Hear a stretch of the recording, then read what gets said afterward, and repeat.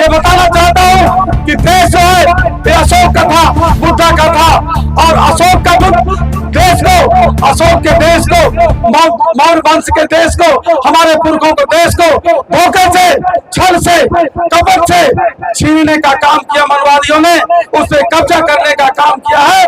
लेकिन वो समय आ गया है कि बहुत जल्द हम लोग इस तरह का संघर्ष कर रहे हैं। बीजेपी के विधायक ने बौद्ध धर्म की सभा के लिए रोकने की भरपूर कोशिश की। आने वाले समय में जनता इनके लिए जरूर जवाब देगी। ये कुर्सी इनके बाप की खरीदी हुई नहीं है। जनता ऐसी लात मारेगी, उनके लिए गिरने को ठिकाना नहीं मिलेगा।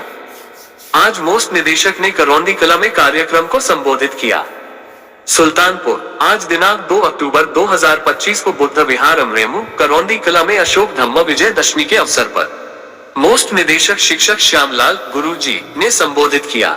उक्त अवसर पर मोस्ट प्रमुख जीशान अहमद, जनरल सेक्रेटरी राम उजागिर यादव सहित दर्जनों मोस्ट पदाधिकारी उपस्थित रहे।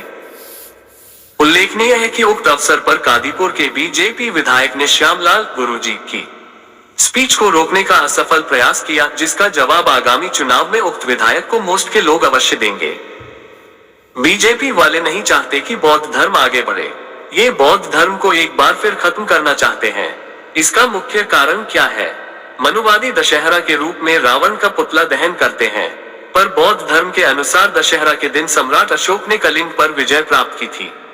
पर वहां पर लाखों लोगों के लिए मरते रोते और बिलखते और चिल्लाते हुए देखकर सम्राट अशोक का दिल करुणा से भर आया। उन्होंने प्रण किया कि अब मैं युद्ध नहीं करूंगा, क्योंकि सम्राट अशोक चक्रवर्ती राजा था। भारत के चारों तरफ जो देश हैं, उन सब में सम्राट अशोक का शासन था। सम्राट अशोक ने प्रण लिया, अब मैं युद्ध नहीं करूंगा, और बौद्ध धर्म अपना लिया। इस पर्व को धम्म दिवस के रूप में भी मनाया जाता है, क्योंकि नागपुर दीक्षा भूमि में बाबा साहब डॉक्टर भीमराव अंबेडकर ने बौद्ध धर्म के लिए अपना लिया था और हिंदू धर्म में ठोकर मार दी। जहां पर बाबा साहब ने 22 प्रतिज्ञाएं ग्रहण की थी और बाबा साहब के साथ साथ वहां पर 5 लाख लोग बौद्ध बन गए। दीक्षा भूमि में भी बहुत पहले से तैयारी चल रही थी और वहां पर भी लाखों लोग हर साल इकट्ठे होते हैं। नागपुर दीक्षा भूमि में देश और देश से बौद्ध धर्म के अनुयायी आते हैं। दीक्षा भूमि की वीडियो हम आपके लिए इसके आगे दिखाएंगे।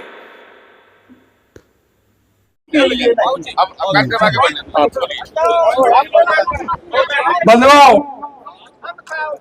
अगर इसमें बात को कंप्लीट होना, हमारा कहने का मतलब था, हमारी बात कंप्लीट होने का मतलब है था कि अभी दिल्ली में रोहड़ी इलाके में एक बाबा के भेष में एक वहां विद्या आश्रम चलाते हैं और तमाम छोटी छोटी बच्चियों का शोषण उन्होंने किया। उनके साथ जो है गलत काम करने का प्रयास किया। इसकी सूचना अभी प्रसारित हो रही है, पूरे देश में चल रही है। एक भद्राचार्य जी है, भद्राचार्य जी खुद को जो है जगत गुरु बताते हैं, लेकिन वो कह रहे हैं कि देश के अंदर अगर आरक्षण की व्यवस्था ज्यादा दिन तक रहेगी तो गृह युद्ध हो जाएगा।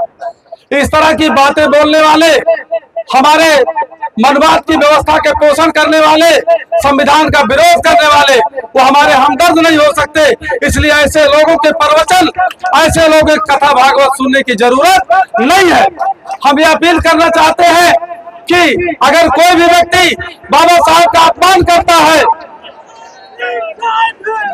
अगर कोई व्यक्ति, कोई साधु संत, कोई महात्मा के भेष में अगर बाबा साहब का अपमान करता है, संविधान के में दिए गए आरक्षण का विरोध करता है, संवैधानिक व्यवस्था का विरोध करता है, हमारे महापुरुषों का अपमान करता है, तो ऐसे लोगों को हम सम्मान नहीं दे सकते। ऐसे लोगों का प्रवचन हम नहीं सुनेंगे और ऐसे लोगों को हम अच्छे निगाह से, अच्छे भाव से, अच्छे संबोधन से नहीं संबोधित करेंगे।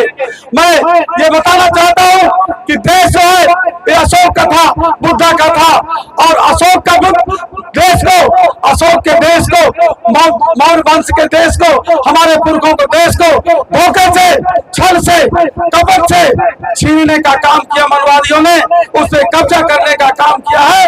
लेकिन वो समय आ गया है कि बहुत जल्द हम लोग इस तरह का संघर्ष कर रहे हैं कि जो हमारे पुरखों की विरासत थी उसको हम कायम करेंगे, देश को बुद्धमय बनाएंगे।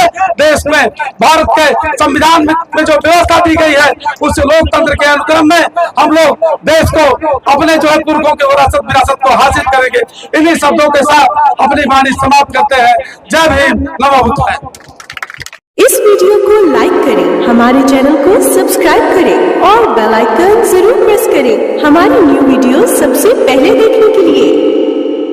सब्सक्राइब करने के बाद ना घंटी बजा देना, ताकि जब भी मैं कोई न्यू वीडियो अपलोड करूं तो तुम्हारे फोन की घंटी भी बजे।